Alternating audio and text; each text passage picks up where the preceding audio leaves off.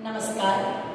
दीपक high school Amreli, विषय हिंदी, कक्षा 12वीं के जो दूसरा कक्षा 12वीं का जो दूसरा गद्य है नमक का दारोगा, उसका प्रथम विभाग हमने पहले वीडियो में देख लिया।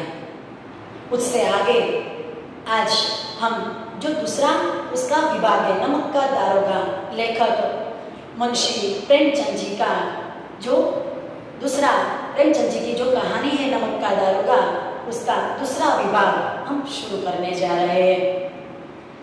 हमने पहले विभाग में यह देखा कि मुंशी वंशीधर जो हमारा मुख्य पात्र है वह किस प्रकार नौकरी की तलाश में निकलते हैं और उनके पिताजी उसे जो उपदेश देते हैं और वह हमने देख लिया। साथ ही मुंशी वंशीधर को नमक विभाग में दारोगा का जो पद है वह भी मिल गया। यहाँ तक हमने देखा। उससे आगे हम बढ़ते हैं तो दूसरा विभाग जाड़े के दिन के और रात का समय। जाड़े के दिन थे, जाड़ा मतलब ठंड की ऋतु थी और रात का समय था। नमक के सिपाही चौकीदार नशे में मस्त थे। नमक जो विभाग था उसके जो सिपाही थे और चौकीदार चौकी करने वाले सभी नशे में मस्त थे। मुंशी वंशीधर को यहाँ आए अभी 6 महीनों से अधिक न हुए थे, लेकिन इस समय भी उन्होंने अपनी कार्य कुशलता और उत्तम आचार से अफसरों को मोहित कर लिया था। मुंशी वंशीधर जो दारोगा के पद पर आए और पद पर आए हुए अभी 6 महीनों से अधिक नहीं हुआ था, लेकिन इस समय में 6 महीनों में उन्होंने अपने कार्य की कुशलता से, निपुणता से, कार्य करने की निपुणता से और अपने उत्तम आचार से, उत्तम यानी श्रेष्ठ, आचार यानी व्यवहार, तो अपने उत्तम व्यवहार से अफसर को मोहित कर लिया था। अफसर जो अधिकारी थे उसे अपनी ओर मोहित कर लिया था। मोहित करना मतलब अपनी ओर खींच लेना, आकर्षित करना। अफसर लोग उन पर बहुत विश्वास करने लगे। नमक के दफ्तर से एक मील पूर्व की ओर जमुना बहती थी। जो अधिकारी जो लोग थे उन पर बहुत ही विश्वास करने लगे थे। उनकी कर्तव्य परायणता के कारण, उनकी ईमानदारी के कारण, उनकी निष्ठा के कारण। और नमक के दफ्तर से एक मील पूर्व की ओर नमक का जो दफ्तर था, जो कार्यालय था, जो विभाग था, उससे एक मील पूर्व की ओर, पूर्व दिशा की ओर, एक मील पूर्व दिशा की ओर एक मील जमुना बहती थी। और यानी तरफ जमुना बहती, जमुना यानी यमुना नदी। तो नमक के दफ्तर से थोड़ी दूर पर एक मील दूर पूर्व की ओर यमुना नदी बहती थी। उस पर नाव का एक पुल बना हुआ था। उस यमुना नदी पर नावों का जो नाव होती है वो सभी इकट्ठी की जाती है, सभी कई नाव, और उनके कारण उन्हीं से नाव का एक पुल बना हुआ था। यमुना नदी के ऊपर नाव का पुल बना हुआ था। दारोगा जी किवाड़ बंद किए मीठी नींद सो रहे थे और दारोगा जी अपने दफ्तर में, रात हो गई थी और इसीलिए अपने दफ्तर के किवाड़ यानी दरवाजा बंद करके वे मीठी नींद में सो रहे थे। अचानक आंख खुली तो नदी के प्रवाह की जगह गाड़ियों की गड़गड़ाहट तथा मल्लाहों का कोलाहल सुनाई दिया। जब अचानक शोर के कारण उसकी नींद खुल जाती है और उस अचानक आंख खुली तो नदी के प्रवाह की जगह, नदी का जो प्रवाह है, जो पानी बहता है, इसके कारण जो आवाज आती है, लेकिन वो प्रवाह, उस धारा का आवाज नहीं थी, उनकी आवाज नहीं थी, लेकिन गाड़ियों की गड़गड़ाहट उसे तथा मल्लाहों का कोलाहल सुनाई दिया। मल्लाह मतलब उसके जो समानार्थी है, नाव चलाने वाले, मतलब मानसी। तो मल्लाहों का कोलाहल सुनाई दिया। मल्लाह यानी मानसी, नाविक, हम समानार्थी ले सकते हैं, तो नाव चलाने वाला। तो मल्लाहों का कोलाहल यानी शोर, आवाज सुनाई दिया। उठ बैठे जल्दी से, सो रहे थे, जल्दी से उठ बैठे। इतनी रात गई, गाड़ियां क्यों नदी के पार जाती है? कई गाड़ियों की आवाज आ रही थी। उसने अनुमान किया, अंदाजा लगाया कि इतनी रात गई, रात सारी बीत गई है, आधी रात बीत गई है और गाड़ियां क्यों नदी के पार जाती है, नदी के पार क्यों जा रही है, यह गाड़ियां क्यों जा रही है? अवश्य कुछ न कुछ गोलमाल है। गोलमाल यानी गड़बड़। तो वे सोच रहे हैं कि कुछ गड़बड़ हुई है। तर्क ने भ्रम को पुष्ट किया। तर्क यानी दलील, अपने विचार को, भ्रम यानी आभास। तो वे जो सोच रहे थे और आवाज के कारण उसकी जो सोच थी वह बहुत ही मजबूत हो गई, यानी उसे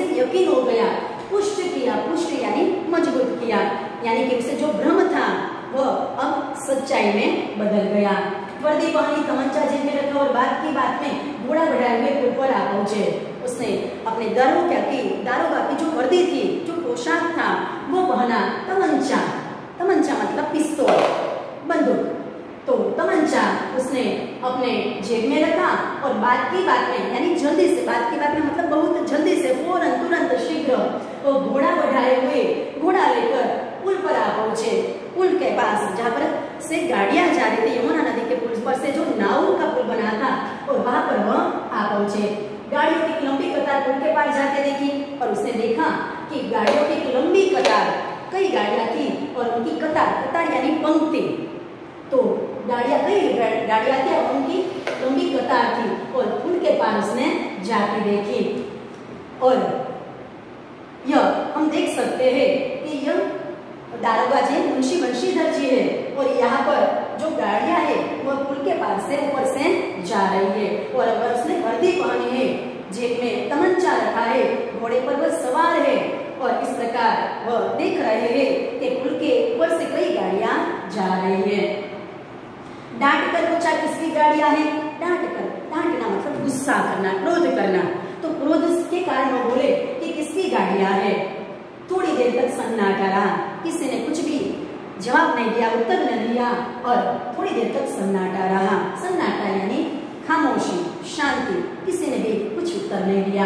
आदमियों में कुछ कानाफूसी हुई, तब आगे वाले ने कहा पंडित आरोपी की सभी जो गाड़ी वाले थे, गाड़ीवान थे, उसमें कानाफूसी हुई। तो कानाफूसी का अर्थ होता है एक दूसरे के कान में धीरे से कही जाने वाली बात। तो कानाफूसी का अर्थ होता है एक दूसरे के कान में धीरे से कही जाने वाली बात। तो सभी आदमियों में कुछ कानाफूसी, कुछ बात हुई और तब आगे वाले ने कहा, जो गाड़ी आगे थी उसने कहा कि यह गाड़ी पंडित आलोपीदीन की है। जब मुंशी बंशीधर ने पूछा कि सभी गाड़ियां किसकी है और तब थोड़ी देर के बाद एक गाड़ीवान ने कहा कि यह पंडित आलोपीदीन की गाड़ियां हैं। कौन पंडित आलोपीदीन? मुंशी बंशीधर पूछते हैं कि पंडित आलोपीदीन कौन है? दातागंज के जो अमीर व्यक्ति थे, व्यापारी व्यक्ति थे, अमीर व्यक्ति थे और उनका नाम था पंडित आलोपीदीन। हमारा जो दूसरा पात्र है पंडित आलोपीदीन, इसकी बात की गई है, मुख्य पात्र है मुंशी बंशीधर के बाद का, तो वह दातागंज के थे। दातागंज नाम का एक गांव था। मुंशी बंशीधर चौंके, उसे मुंशी बंशीधर बहुत ही आश्चर्यचकित हो गए। पंडित आलोपीदीन इस इलाके के सबसे प्रतिष्ठित जमींदार थे और पंडित आलोपीदीन उसने नाम सुन रखा था मुंशी बंशीधर ने, और इस इलाके के सारे दातागंज के उसके आसपास के इलाका मतलब विस्तार, क्षेत्र, प्रदेश के सबसे प्रतिष्ठित मतलब सम्मानित ऐसे जमींदार। तो एक पंडित आलोपीदीन इस इलाके के सबसे प्रतिष्ठित जमींदार थे। लाखों रुपए का लेन देन करते थे, बहुत अमीर थे और इसी कारण वे लाखों रुपए का लेन देन करते थे। इधर छोटे से बड़े कौन ऐसे थे जो उनके ऋणी न हो? सभी इलाके के आसपास के सभी जो इलाका था और उनके सभी लोग, ऐसा कोई व्यक्ति न था कि जो उनका ऋणी। पंडित आलोपीदीन उनके सभी के ऋणी थे, यानी कि उनके पास में कुछ न कुछ उसने लिया था। तो इधर छोटे से बड़े कौन ऐसे थे जो उनके ऋणी न हो? यानी कि सभी उनके ऋणी थे, क्योंकि सभी को कुछ न कुछ सहायता उसने की थी। व्यापार भी बड़ा लंबा चौड़ा था, उनका जो व्यापार था वह भी बहुत ही लंबा चौड़ा था, तो बहुत ही उनका व्यापार फैला हुआ था। बड़े चलते पुर्जे आदमी थे। पंडित आलोपीदीन कैसे व्यक्ति थे? तो बड़े चलते पुर्जे आदमी। तो चलते पुर्जे होना मुहावरा है, अर्थ होता है बहुत ही चालाक होना। चलता पुर्जा होना मतलब बहुत ही चालाक होना। अंग्रेज अक्सर उनके इलाके में शिकार खेलने आते और उनके मेहमान होते। अंग्रेज अक्सर उस वक्त अंग्रेज हमारे देश में थे और वे अंग्रेज के अधिकारी उनके इलाके में शिकार खेलने आते और उनके यहाँ मेहमान बनते। 12 मास सदाव्रत चलता था उनके यहाँ। पंडित आलोपीदीन के यहाँ 12 मास यानी पूरा साल, 12 महीना सदाव्रत का शब्द समूह के लिए एक शब्द है सदाव्रत। शब्द समूह होगा उसका गरीबों को मुफ्त में खाना खिलाना। सदाव्रत सदा चलने वाला व्रत। जो गरीब होते हैं उनको मुफ्त में वहां पर खाना खिलाया जाता है, रोज खिलाया जाता है, तो सदाव्रत। मुंशी जी ने पूछा गाड़ियां कहाँ जाएगी? मुंशी बंशीधर पूछते हैं कि उन गाड़ीवान को पूछते हैं कि सभी गाड़ीवान को पूछते हैं कि गाड़ी कहा जाएगी। उत्तर मिला कानपुर, गाड़ियां हैं जो नमक के ढेले थे उसमें, और वह सभी गाड़ियां कानपुर जा रही थी। लेकिन इस प्रश्न पर कि इसमें क्या फिर सन्नाटा छा गया। मुंशी बंशीधर पूछते हैं कि इस गाड़ियों में क्या है, और तब किसी ने उत्तर नहीं दिया और चारों ओर सन्नाटा। सन्नाटा मतलब खामोशी, शांति छा गई। छाना मतलब फेर जाना। दारोगा साहब का संदेह और भी बढ़ा। दारोगा को जो संदेह था, संदेह यानी शंका थी, क्योंकि रात के समय चोरी छिपे ये गाड़ियां जा रही थी और इसीलिए उसे संदेह हुआ, शंका हुई कि इससे कुछ भरा है, और उनका संदेह था वह बढ़ गया। कुछ देर तक उत्तर की बात देखकर वो जोर से बोले, क्या तुम सब गूंगे हो गए हो? हम पूछते हैं इनमें क्या लगा है। थोड़ी देर तक उसने उत्तर की राह देखी। बाट देखना मतलब राह देखना, इंतजार करना, प्रतीक्षा करना। परंतु जब किसी ने उत्तर नहीं दिया तो वो जोर से बोले, क्या तुम सब गूंगे हो गए हो? गूंगे मतलब मौन हो गए हो, मौन व्रत तुमने लिया है। हम पूछते हैं इनमें क्या लगा है। मुंशी बंशीधर गाड़ी वालों को पूछते हैं कि मैं पूछ रहा हूँ कि इनमें क्या लगा है। लगा मतलब इसने क्या रखा है, क्या डाला है, इन गाड़ियों में क्या है। जब इस बार भी कोई उत्तर न मिला तो उन्होंने घोड़े को गाड़ी से मिलाकर घोड़े को टटोला। यहाँ पर हम चित्र देख सकते हैं कि मुंशी बंशीधर यह है और वे सभी गाड़ी वालों को पूछ रहे हैं कि इन गाड़ियों में क्या है। और बाद में थोड़ी देर तक वे प्रतीक्षा करते हैं और बाद में वह जोर से पूछते हैं। तो यह चित्र, यह तस्वीर गाड़ी वालों के साथ जो मुंशी बंशीधर का संवाद है उसके बारे में यह तस्वीर दी गई। यहाँ पे गाड़ियां हैं और यहाँ पर नमक के ढेले हैं, बोरे हैं और उसमें नमक रखा है। तो अब आगे देखें तो जब इस बार भी कोई उत्तर न मिला तो उन्होंने घोड़े को गाड़ी से मिलाकर बोरे को टटोला। जब उसे इस बार भी कोई उत्तर न मिला, कोई उसे जवाब न मिला तो उन्होंने घोड़े को गाड़ी से मिलाकर, यानी कि जो गाड़ी थी उनके पास उसने घोड़ा अपना वहां पर ले गए, वो अपना घोड़ा ले गए और बोरे को टटोला। बोरा मतलब जो नमक के ढेले थे, बोरे थे, उसको टटोला। टटोलना मतलब खोजना, ढूंढना, उसमें देखना। भ्रम दूर हो गया, या नमक के ढेले थे, उसका जो भ्रम था वह दूर हो गया। उसे जो संदेह था वो सच हुआ और उसे पता चल गया कि इसमें नमक रखा हुआ, ये नमक के ढेले थे। अब आगे तीसरे विभाग पर हम आगे बढ़ते हैं। हमने दूसरा विभाग यहाँ पर पूर्ण किया। अब हमारा तीसरा विभाग। पंडित अलोपीदीन उसने अपने सजीले रथ पर सवार कुछ सोते हुए कुछ झांकते चले आते थे। अब एक रथ पर सजीले रथ, सजीला मतलब सजा हुआ, बहुत ही सजा हुआ रथ था और उसमें पंडित अलोपीदीन बैठे थे और थोड़े जाग रहे थे तो थोड़े वह सो रहे थे। अचानक कई गाड़ी वाले घबराए हुए आकर जगाए और बोले, महाराज दारोगा ने गाड़ियां रोक दी है और घाट पर खड़े आपको बुलाते हैं। अचानक कई गाड़ी वाले घबराए हुए आकर आए। जो पंडित अलोपीदीन जहाँ पर रथ पर बैठे थे, सवार थे, उसके पास आए गाड़ी वाले और घबराए हुए आवाज में कहा कि महाराज दारोगा ने गाड़ियां रोक दी है। दारोगा जो मुंशी बंशीधर थे उसने गाड़ियां है, नमक की जो गाड़ियां है वह रोक दी है और घाट पर खड़े आपको बुलाते हैं।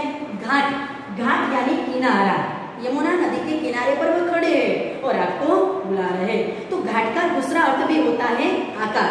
शब्द भेद में हम घाट को ले सकते हैं। एक घाट का अर्थ होता है किनारा और दूसरे का अर्थ होता है आकार। तो गाड़ीवान कहते हैं पंडित अलोपीदीन को कि आपको दारोगा जी बुला रहे हैं। पंडित अलोपीदीन का लक्ष्मी जी पर अखंड विश्वास था। लक्ष्मी जी मतलब पैसा, धन, संपत्ति, ऐश्वर्य। तो पंडित अलोपीदीन का पैसों पर अखंड विश्वास, अखंड, जिसके कोई खंड न हो, जिसका कोई खंड न हो, मतलब अटूट, उन पर विश्वास था। उन्हें यह विश्वास था कि पैसों के बल पर वह कुछ भी कार्य कर सकते हैं। वह कहा करते थे कि संसार का तो कहना ही क्या, स्वर्ग में भी लक्ष्मी का ही राज्य है। संसार में तो लक्ष्मी जी का चलता है लेकिन स्वर्ग में भी लक्ष्मी जी की बोलबाला है। यानी कि यहाँ चारों ओर जहाँ पर देखो वहां पर लक्ष्मी जी यानी कि पैसों का बोलबाला है। पैसों के जोर पर, पैसों की ताकत पर हम कुछ भी कार्य कर सकते हैं। उनका यह कहना यथार्थ ही था। यथार्थ मतलब सच था। वे जो कह रहे थे पंडित अलोपीदीन, यह बात उनकी सच थी। न्याय और नीति सब लक्ष्मी के ही खिलौने हैं। न्याय और नीति, न्याय यानी न्याय, नीति यानी धर्म। तो न्याय और नीति सब लक्ष्मी के खिलौने हैं। तो पैसों के न्याय और नीति को खरीदा जा सकता है ऐसा मानना पंडित अलोपीदीन का था, लेकिन ऐसा होता नहीं। परंतु उनका मानना था कि न्याय और धर्म सब लक्ष्मी के खिलौने, लक्ष्मी जी यानी कि पैसा जो चाहे वो तो किसी के पास कुछ भी करा सकता है। इन्हें वो जैसे चाहती है न चाहती है, तो लक्ष्मी जी न्याय और नीति को जैसा भी नचाना चाहती है वैसा नचाती है। लेटे लेटे गर्व से बोले चलो हम आते हैं। आधे सो रहे थे और लेटे लेटे ही वह गर्व से बोले चलो हम आते हैं। यह कहकर पंडित जी ने बड़ी निश्चिंता से पान के बेड़े लगाकर खाए और यह कहकर पंडित जी मतलब अलोपीदीन, पंडित अलोपीदीन ने बड़ी निश्चिंतता से, निश्चिंता मतलब बिना चिंता के, बिना फिक्र के, निश्चिंता का दूसरा समानार्थी होता है बेफिक्र, जिसे कुछ भी फिक्र न हो। तो वे पान के बेड़े लगाए और उसने खाए। फिर लिहाज ओढ़े हुए दारोगा के पास आकर बोले लिहाज, लिहाज, लिहाज का अर्थ होता है शाल। उसने शाल ओढ़ी और बाद में दारोगा मतलब मुंशी वंशीधर, पंडित जो दारोगा वंशीधर थे उनके पास आए, बोले पंडित अलोपीदीन बोलते बाबूजी आशीर्वाद, बाबूजी आपका आशीर्वाद, क्योंकि वे दारोगा थे और इसीलिए ऐसा बोल रहे हैं। कहिए हमसे ऐसा कौन सा अपराध हुआ कि गाड़ियां रोक दी गई? वे कहते हैं कि मुझसे ऐसा कौन सा अपराध हुआ कि जिसके कारण ये गाड़ियां, वो अपने आप को हम बोल रहे हैं। तो मुझसे ऐसा कौन सा अपराध, अपराध मतलब गुनाह, तो मुझसे ऐसा कौन सा गुनाह हो गया कि आपने यह गाड़ियां रोक दी हैं? एक हो तो गाड़ी होता है मतलब दीर्घ होता है, लेकिन कई गाड़ियां हैं, एक से ज्यादा है, इसीलिए गाड़ियां इस प्रकार लिखा जाता है। तो हमसे कौन सा ऐसा अपराध हुआ कि गाड़ियां रोक दी गई? हम ब्राह्मणों पर तो आपकी कृपादृष्टि रहनी चाहिए। पंडित अलोपीदीन हम ऐसा बोल रहे हैं, तो पंडित मतलब एक ब्राह्मण है और वे कह रहे हैं कि हम पंडितों पर तो आपकी कृपादृष्टि, कृपादृष्टि मतलब मेहरबानी, तो आपकी मेहरबानी होनी चाहिए, आपका आशीर्वाद होना चाहिए। वंशीधर रुखाई से बोले सरकारी हुक्म, रुखाई मतलब एकदम उद्दंडता से बोले, बेफिक्रता से बोले कि सरकारी हुक्म है। पंडित अलोपीदीन ने हंसकर कहा सरकारी हुक्म को नहीं जानते हो न सरकार को। पंडित अलोपीदीन ने हंसकर बेफिक्रता से कहा कि हम सरकारी हुक्म को नहीं जानते, हुक्म मतलब आदेश, तो सरकारी आदेश को भी नहीं जानते और सरकार को भी नहीं जानते। हमारे सरकार तो आप ही है। वह वंशीधर को, दारोगा वंशीधर को कह रहे हैं कि हमारी सरकार तो आप ही है, आप ही हमारे सब कुछ है। हमारा और आपका तो घर का मामला है, हम कभी आपसे बाहर हो सकते हैं? यह जो बात है वो हमारी और आपकी है, घर की बात है और हम कभी आपसे बाहर हो सकते हैं, हम दोनों एक ही है। तो हमारी जो बात है वो बाहर हो सकती मतलब बाहर की नहीं है, घर की बात है, यानी कि जो भी करना है हम आपस में वो निपटा सकते हैं। आपने व्यर्थ का कष्ट उठाया, आपने व्यर्थ मतलब बेमतलब, बिना काम कर, बिना कारण आपने कष्ट उठाया। कष्ट यानी कष्ट मतलब देखे तो आपने तकलीफ ली, या हो नहीं सकता कि इधर से जाए और इस घाट के देवता को भेंट न चढ़ावे। वो तो रहे कि यह नहीं हो सकता कि हम इधर से जाए, यानी कि आपका जहाँ पर कार्यालय है, आपका जो दफ्तर है और वहां से जाए, यमुना नदी से जाए, यमुना नदी के पुल से जाए और इस घाट के देवता को, घाट यानी किनारा, तो इस किनारे के देवता जो यहाँ का जो देवता है, ईश्वर है, वह आप है और आपको भेंट चढ़ाने बिना हम यहाँ से जा सकते हैं नहीं, मतलब कुछ न कुछ आपको पैसा देकर ही हम जाएंगे। मैं तो आपकी सेवा में स्वयं ही आ रहा था। वह कह रहे, पंडित अलोपीदीन कह रहे कि मैं तो स्वयं अपनी आपकी सेवा में स्वयं में आ रहा था। मैं तो आपकी सेवा में स्वयं ही आ रहा था, आपको मुझे बुलाने की जरूरत नहीं है। मैं स्वयं यानी खुद अपने आप निज में आ रहा था। वंशीधर पर ऐश्वर्य की मोहिनी का कुछ प्रभाव न पड़ा, परंतु वंशीधर पर जो पंडित अलोपीदीन की जो समृद्धि थी, ऐश्वर्य था, जो पैसा था, उसकी मोहिनी मतलब अपनी ओर आकर्षित करने वाली, मन को मोह लेने वाली, तो ऐश्वर्य की जो मोहिनी यानी सुख समृद्धि, पैसों का जो आकर्षण था, उसका कुछ भी प्रभाव वंशीधर पर पड़ा नहीं, क्योंकि वह बहुत ही प्रामाणिक थे। ईमानदारी की नई उमंग थी, ईमानदारी की में नई उमंग थी, ईमानदारी का नया उत्साह था। कड़क कर बोले मतलब बहुत ही उत्साह होकर बोले। हम उन नमक हरामों में नहीं है जो कोड़ियों पर अपना ईमान बेचते फिरते हैं। वे कह रहे कि हम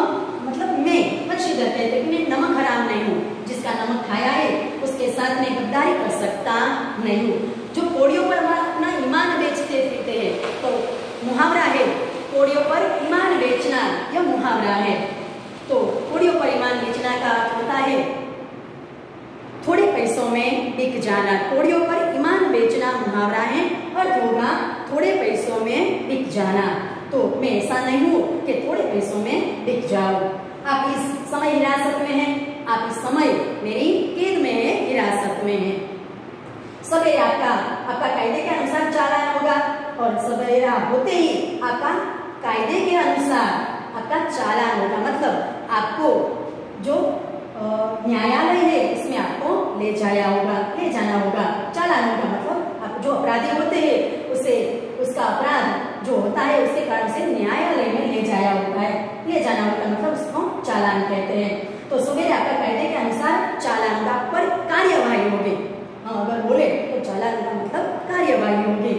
बस मुझे अधिक बातों की फुर्सत नहीं है। जमादार बदलों से तुम इन्हें हिरासत में ले चलो, मैं हुक्म देता हूँ।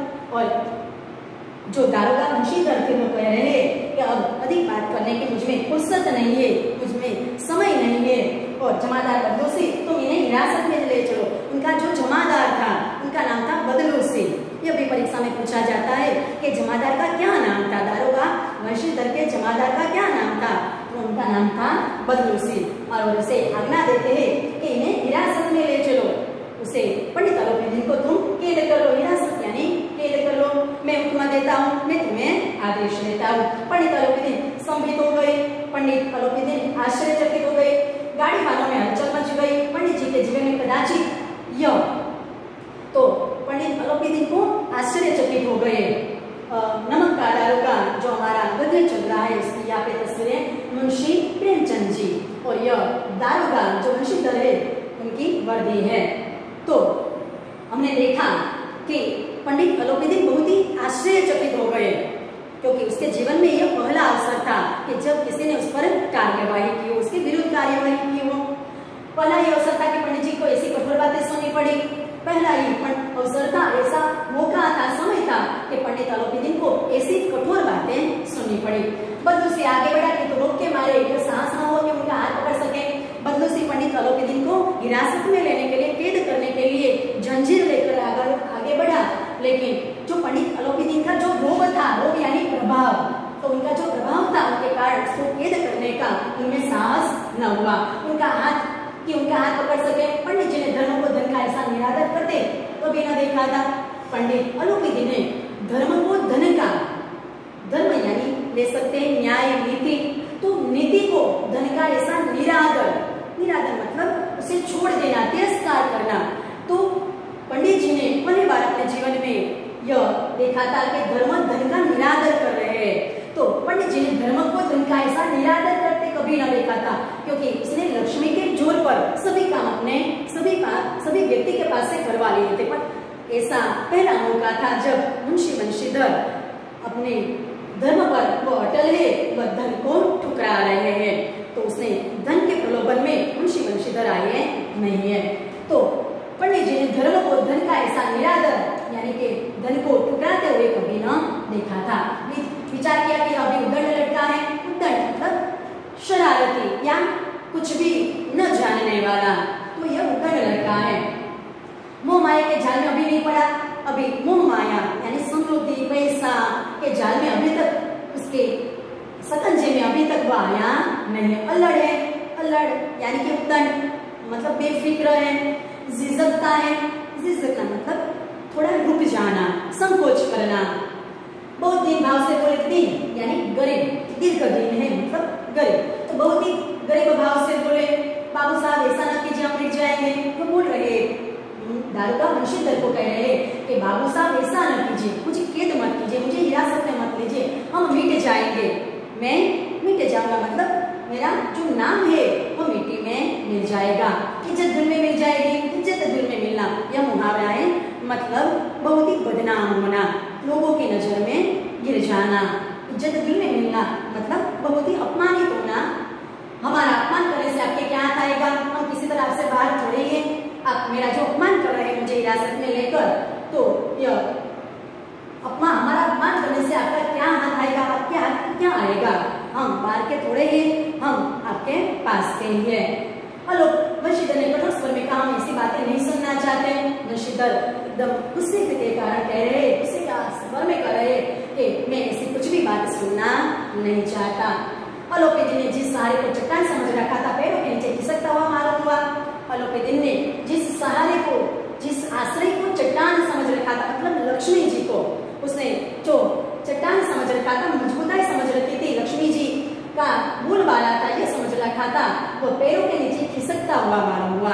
मतलब पैरों के नीचे से खिसक रहा है, यानी लक्ष्मी जी का कुछ भी प्रभाव मुंशी वंशीधर पर पड़ा नहीं। स्वाभिमान वर्धन, ईश्वर को बड़ी चोट लगी।